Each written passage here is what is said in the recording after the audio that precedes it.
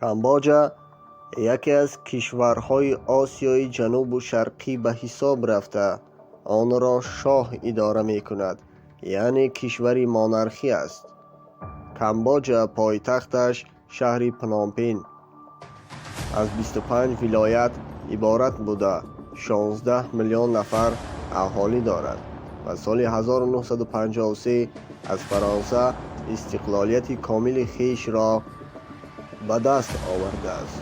کامبوجا با 3 کشور هممرز است: با لاوس، تایلند و ویتنام.